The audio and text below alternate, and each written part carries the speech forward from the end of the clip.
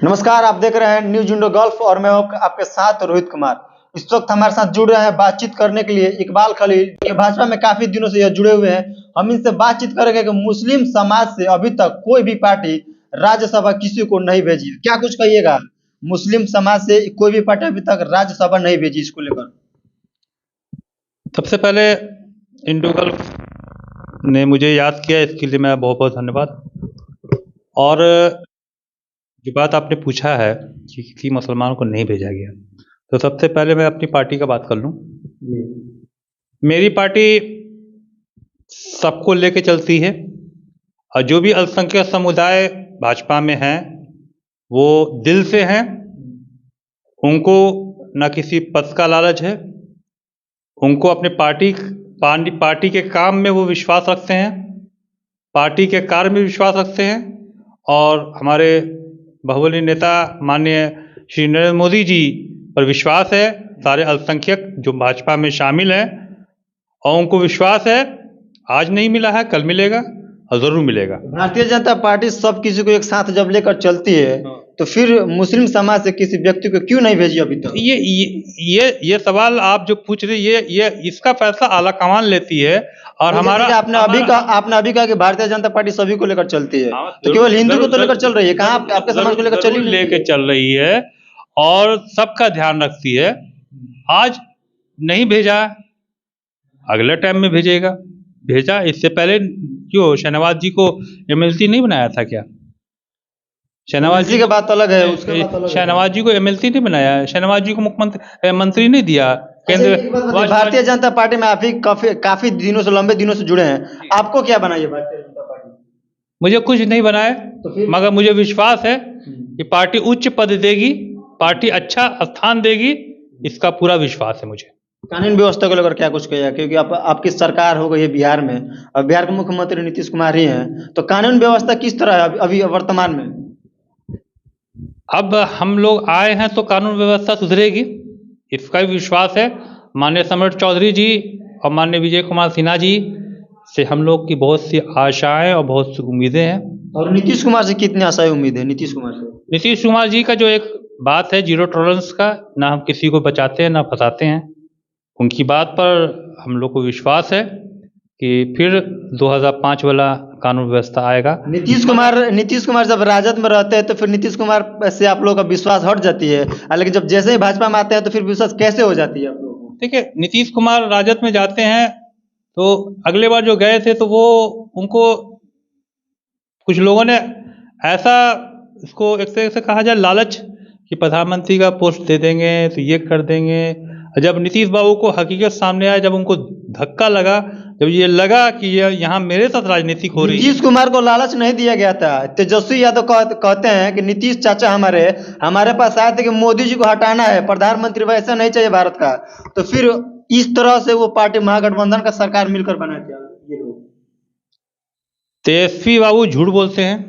कैसे आपको हो सकता है कि तेजस्वी यादव झूठ बोलते हैं? झूठ बोलते हैं, उनका जन विश्वास यात्रा, जनता के बीच जा रहे हैं, प्रत्येक जिला में घूम रहे हैं, अब जनता के विश्वास जीत रहे हैं। अब उनका जेल का यात्रा होगा, मत घबराइए, बहुत जल्दी जेल का यात्रा। कहाँ जेल का यात्रा होगा? ईडी का छापा मारे देखे जेल का यात्रा। आप पहले मेरी बात सुन लीजिए, या तो फिर अपने ही व्यक्तिगत बयान दीजिए।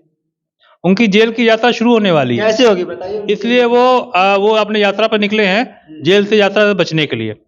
कुछ नहीं होगा उनसे, सेवा और सिर्फ बिहार की जनता को गुमराह और बिहार की जनता को बेवकूफ बनाना, यही राजद का एक मेन पॉलिटिक्स रहा है। एक सवाल आपसे रहेगा, जो काम 17 साल में नीतीश बाबू नहीं किए वो 17 महीने में करके दिखाए हैं तेजस्वी यादव, फिर आप उनको कैसे कह सकते हैं कि वो गुमराह कर रहे हैं? क्या किया तेजस्वी बाबू ने? नौकरी, उतना रोजगार दिए। गांधी मैदान में आप शायद देखे होंगे, 4 लाख नियुक्ति पत्र बांटे वो अपने हाथों से, और नीतीश कुमार के हाथों से खुद बंटवाए हैं। वो जो नौकरी का जो क्रेडिट लेना चाहते हैं, मैं मीडिया के थ्रू तेजस्वी यादव जी को एक मैसेज देना चाहता हूँ। शायद उनके मेमोरी कार्ड, दिमाग के मेमोरी कार्ड में ये बात नहीं है। मैं उनको याद दिलाना चाहता हूँ कि पूर्व में जब गठबंधन में आए थे, पूर्व में जब जदयू के भाजपा के साथ सरकार थी जदयू की, उस टाइम शिक्षा मंत्री थे विजय कुमार चौधरी जी। उस टाइम ये खाका पूरा बीजेपी के सरकार में रहते हुए खाका तैयार कर दी गई थी, सिर्फ कैबिनेट का मोहर लगने की बाकी थी, और इत्तेफाक से सरकार बदल गई। तो बना बनाया पकवान मिल गया तेजस्वी यादव को, वो पकवान को आगे कर दिए और क्रेडिट लेना चाहते हैं। नहीं, वो तो उनका तो था, मैनिफेस्टो था कि हम 10 लाख रोजगार देंगे और 17 महीने में 4 लाख रोजगार दे दिए। अच्छा, एक पहले बात बताइए, 17 साल में कितना रोजगार नीतीश कुमार ने दिया था बिहार में? 15। आप ये बताइए हमको, सबसे पहली बात, पहले मेरी बात सुन लीजिए। 15 साल लालू राबड़ी की हुकूमत रही बिहार में, क्या दिया उन्होंने? अभी राज्यसभा में मुसलमान का वोट बैंक आरजेडी कहता MY के समीकरण, बीजेपी का बात छोड़ दीजिए, आरजेडी तो वोट बैंक कहता मुसलमान को। अशफाक करीम को नहीं भेजा गया, लालू जी के पीए को भेज दिया गया राज्यसभा।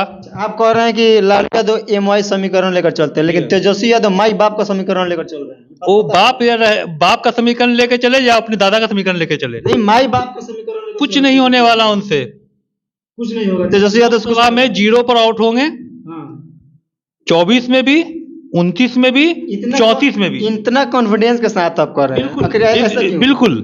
लेकिन युवा तो भाजपा के तमाम बिहार के युवा तेजस्वी यादव के साथ है। शायद आप जन विश्वास यात्रा नहीं आप देखिए, बता दें आपको, वो तो अमित शाह भी आए थे तो जनता लाभ, वो नेता है तो नेता में तो पब्लिक का रुझान रहता ही है, एक बात। दूसरी बात ये कि मुस्लिम के वोट से आरजेडी जिंदा है। आरजेडी MY का समीकरण बोलता है कि MY का समीकरण मेरे पास है, तो वो समीकरण कहां दिख रहा है? नहीं है। आप पीए को भेजते हैं, अब मुसलमान को इतना कद्दावर नेता आरजेडी का अब्दुल बारी सिद्दीकी जी, क्या उनको रास्ता भेजने का उनको नहीं था? अगर तेजस्वी यादव को इतना ही ये है तो बिहार का मुख्यमंत्री ऐलान कर दे आरजेडी में कि 25 में बिहार का मुख्यमंत्री को मुसलमान होगा। भाजपा के पास मुस्लिम का वोट नहीं है, ना वोट बैंक है। अगर भाजपा नहीं भी भेजती है तो भाजपा का कोई कसूर नहीं है। एलजेपी नहीं भेजती है तो एलजेपी का कसूर नहीं है, क्योंकि उसका वोट बैंक नहीं है। आरजेडी तो बोलता है कि मेरा वोट बैंक है। आरजेडी नहीं बोल रहे, अब आरजेडी तो बोल रहे माई बाप की पार्टी है। क्यों? माई बाप में मतलब सबकी पार्टी है, क्योंकि अब उनको डर हो गया है, डर हो गया है कि अब की बार मुस्लिम का ही वोट गया। आपको पता होना चाहिए कि भाजपा में अल्पसंख्यक वोट बैंक बढ़ा है, बढ़ा है। क्यों बढ़ा? आपको लगता नहीं है? पटना सिटी में माननीय रविशंकर प्रसाद जी, हमारे राजनीतिक गुरु, मैं उनको अपना पिता समान मानता हूं और बहुत सम्मान और आदरणीय मैं उनसे रहता हूं, और वो भी मुझे अपने बच्चे की तरह मानते हैं। आपको क्या लगता है कि पटना सिटी में वो सांसद बन गए सिर्फ हिंदू और पंजाबी के वोट से? मुसलमान का वोट नहीं पड़ा है, 37% वोट पड़ा था मुसलमान का। आपको पता होना चाहिए कि पूरे बिहार में 78 यानी 78 विधायक राजद के, जो कि सबसे ज्यादा है, तो सिर्फ वो मुस्लिम के वोट से बने क्या? मुस्लिम से ही उनका जन्म हुआ है, उनकी औकात नहीं है आरजेडी वालों की, तेजस्वी यादव की औकात नहीं है, लालू यादव की औकात नहीं है कि मुसलमान से आंख में आंख मिला के बात कर ले। 2 महीना पहले तो आप यही बात नीतीश कुमार को कहे थे कि नीतीश कुमार को औकात नहीं है क्या कि मेरा मुस्लिम से आंख में आंख मिलाकर बात कर रहे, फिर अब तेजस्वी यादव कर रहे हैं। नीतीश कुमार को अभी भी हम ये बात कहेंगे, नीतीश कुमार को अभी भी हम ये बात कहेंगे कि नीतीश कुमार जी ने अपने छवि, जितनी अच्छी छवि उनकी है, अभी है जो भी है, उन्होंने कुछ गलत मशवरा के चक्कर में अपनी छवि को खराब करवाया। और अब एक कहावत है कि सुबह का भूला शाम को लौट जाओ तो उसको भूला बने कहते हैं। नीतीश जी एक कद्दावर नेता हैं, राजनीति के गुरु हैं, इस बात से हम इनकार नहीं करते हैं। नीतीश जी एक भावुक आदमी है, ये भी इस बात को इनकार नहीं करते हैं। नीतीश जी विकास पुरुष है, इस बात से भी हम इनकार नहीं करते हैं। मगर राजनीतिक है, सबके साथ राजनीतिक होता है, उनके साथ भी राजनीतिक हुआ। और रहा बात आरजेडी वालों का, ये आरजेडी कहते हैं कि भाजपा के दामन में आके बैठ गए, तो आरजेडी को इतना अपनी इज्जत का, वकार का एहसास है, तो नीतीश कुमार जाते तो क्यों सरकार बना लेते? नहीं बनाया सरकार। हमारे पास प्रस्ताव आया हमारे अभी कहे थे कि नीतीश जी आपके लिए दरवाजा बंद हो गया है, फिर दरवाजा कैसे खुल गया? अमित शाह से जब पूछा गया कि नीतीश कुमार अगर आपके पास आना चाहें तो आप क्या कहते हैं, तो अमित शाह ने क्या कहा था, मेरे पास प्रस्ताव आएगा तो हम उस पर बात करेंगे। तो नहीं, अमित शाह कहा था कि नीतीश जी अब आपके लिए दरवाजा मेरा बंद हो गया है, दरवाजा कभी नहीं खुला, फिर दरवाजा खुल गया। मेरे दरवाजा जब बंद था तो बंद था, जब उनसे आखिरी बार जब उनसे जो मीडिया वाले ने पूछा कि किन से? अमित शाह जी से, माननीय अमित शाह जी गृह मंत्री से, कि अगर नीतीश कुमार आपके पास आए तो क्या आप लेंगे, तो अमित शाह जी ने कहा था कि अगर प्रस्ताव आएगा तो हम विचार करेंगे। इस बात से आप इनकार नहीं कर सकते। जब प्रस्ताव आया, केंद्र नेतृत्व में विचार विमर्श की, जो उनका आदेश हुआ, बिहार प्रदेश कमेटी ने उसको पालन किया। क्या लग रहा है कि सरकार जो अभी फिलहाल जो सरकार चल रही है, ये चलेगी या फिर अल्टी पल्टी होगा?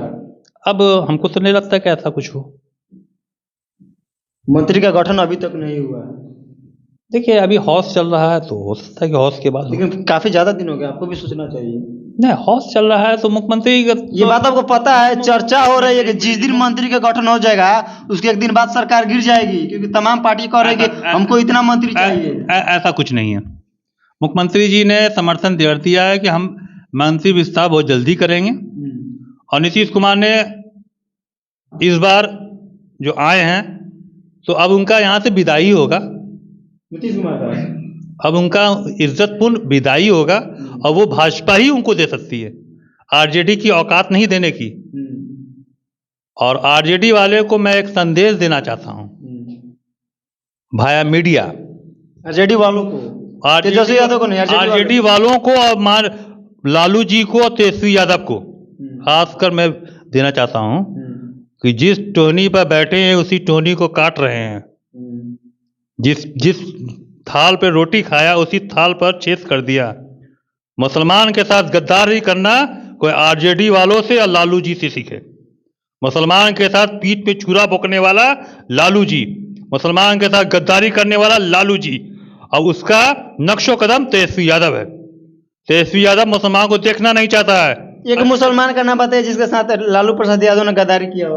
अरे गद्दारी बताइए, एक आदमी का नाम बताइए आप। अरे गद्दारी का तो पूरा लिस्ट है, पूरा लिस्ट है। लिस्ट है तो आप एक आदमी का नाम बताइए हमको। अब्दुल भाई सिद्दीकी, क्या उनके साथ मोहरा बना के रखे हुए हैं, मोहरा। उनको कोई दिक्कत है? अब्दुल बारी सिद्दीकी जी को कोई दिक्कत है ही नहीं। मेरी बात सुनिए ना, वो तो कहते कि नहीं हमारे साथ अच्छा इज्जत मानशा के लिए तो उनको तो पार्टी के अंदर रहने ना होगा, फिर उनको तो विरोध करना चाहिए ना लालू यादव जी का। विरोध नहीं किया उन्होंने। उन्होंने अपने भाषा से बहुत कुछ बोल दिया, अपने भाषा से बहुत कुछ बोल दिया। और लालू जी मुसलमानों के साथ सेवा गद्दारी के सिवा उनको सिर्फ वोट चाहिए। मैं एक बात बता दूं आपको, ये जो आपके जॉर्ज फर्नांडिस जी थे, जॉर्ज फर्नांडिस जी, उनको लालू जी कहने वाले कि मुसलमान को मीठा मीठा बोली बोलो बस, और उसके साथ कुछ नहीं करना है। वोट लेने का एक ही प्रति है कि उनके मीठा मीठा बोली बोलो। इसलिए लालू जी न कल मुसलमान के थे, न आज है, न कल रहेंगे। मोदी जी कितना है? हमने कहा ना कि बीजेपी को आप किनारे कीजिए ना, बीजेपी को किनारे कीजिए। क्या है मतलब उसमें? एक मिनट, मोदी जी भी तो वादा किए थे कि 2 करोड़ प्रत्येक वर्ष रोजगार देंगे। मोदी जी अगर मुसलमान से खिलाफ होते तो ट्रिपल तलाक को रविशंकर प्रसाद जी ने पास करवाया। मुसलमान के खिलाफ होते तो अयोध्या में जो जमीन मिला मस्जिद का नहीं दिलवाते। मुसलमान के खिलाफ होते 370 कश्मीर में हटा, वो नहीं करवाते।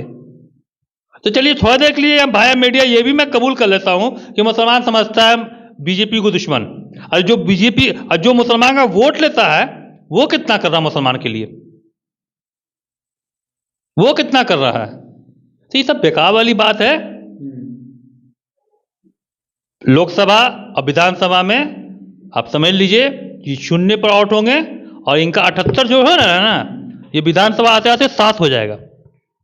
7 हो जाएगा? 7 हो जाएगा, 78 से सीधे 7। यानी फिर भी आपको मतलब भय है कि 7 जीतेगी ही जीतेगी? 7 आ जाएंगे। इनकी स्थिति ये हो जाएगी कि इनको जो है ना, चेहरा पर दुपट्टा लेके या चेहरे पर काला आरजेडी का पर्दा लेके मुंह पर लेके घूमना पड़ेगा। इनका हाल जदयू से ही बेकार हो जाएगा। जदयू तो 45 सीट पर है। परिचय बता दीजिए अपनी। मेरा नाम इकबाल जी हुआ, मैं प्रदेश का प्रवक्ता हूँ भाजपा अल्पसंख्यक मोर्चा से।